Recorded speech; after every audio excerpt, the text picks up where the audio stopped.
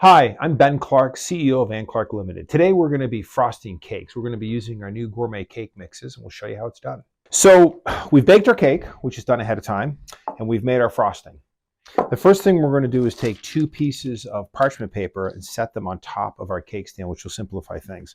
I'm going to take the first layer and I'm actually taking it upside down and placing it in the center of my cake stand. Using this, I'm going to use, probably, about that much frosting. And I'm going to, using a spatula, I'm going to just sort of smooth out that base layer in between the two. I'm going for about 1/4 of an inch of frosting, making it smooth. It doesn't have to be perfect because it's going to get squished down. Okay, the second layer, again, I'm going to put this upside down. And the reason I'm putting it upside down is so the top's perfectly square, so it makes it better when you can't do it later.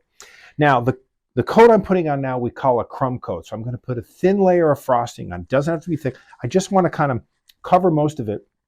We're then going to refrigerate it. That will harden up. It'll make our frosting much easier to do.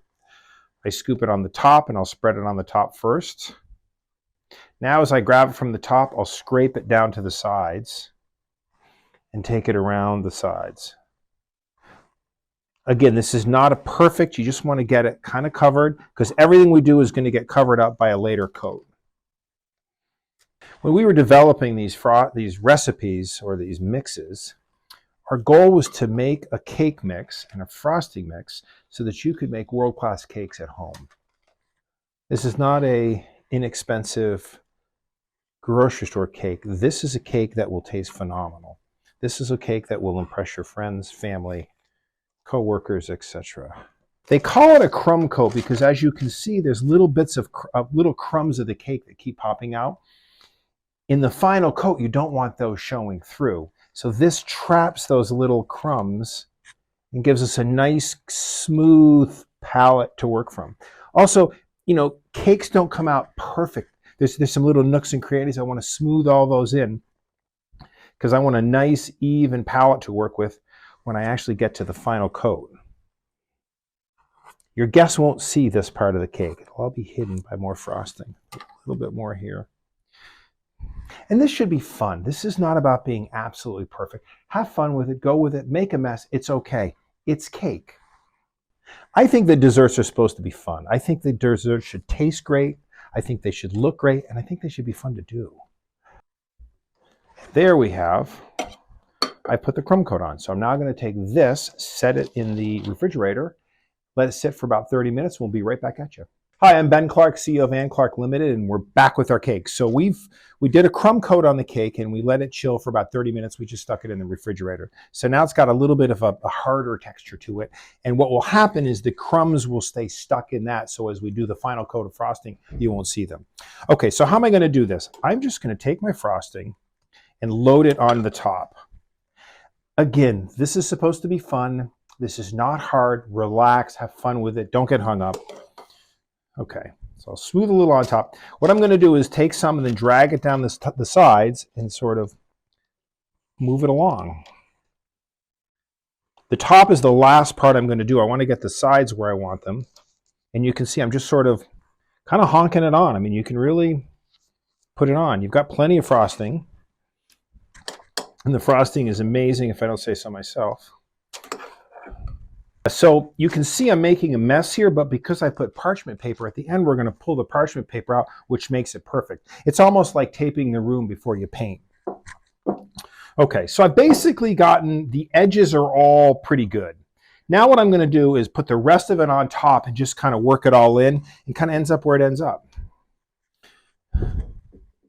How much frosting should you put on the cake? As much as you possibly can. No, I think we have the right amount of frosting in our mix, and that's how we came up with what's a comfortable amount. If you spill a little, maybe you might taste a little while you're making it. If I wasn't on video, my hands would be in this right now. Okay. So I have all my frosting here, and I'm just going to keep swirling it around, and I'm going to work it down the sides, smoothing out the top. You see I'm using this spinning cake stand. You don't have to use one. It makes life a lot easier and it makes it look like I'm a pro, which I'm not, but I really like the cake stand. If you don't, you can just do it on a plate and you do the same thing. Try to use parchment paper if you can.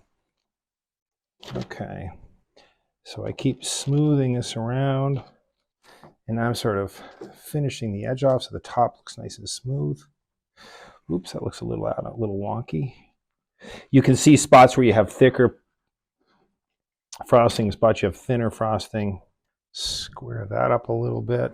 I kind of like a square top. Some people like to take the spoon and do all sorts of interesting designs. Again, it's making cake. This is supposed to be fun. I'm going to just kind of mix up a little there. Kind of a little, just a little texture to it. Just random. Cake is done. Now, and I think it's important that you have enough frosting left on the spoon so when everybody leaves the kitchen, that's for me. Okay. Now what I'm going to do is I've got 2 pieces of parchment paper, and you can see I've made a little bit of a mess of it. I'm going to just see if I can't pull some of the parchment paper, sort of lift this guy up a little bit, pull that off. And that will make a mess. And then I'm going to come around the other side, sort of stick under here, pull this guy off. So now I have a cake, and it's on a clean plate, ready for my dinner party. Thanks so much. Appreciate you coming to Ann Clark Ltd.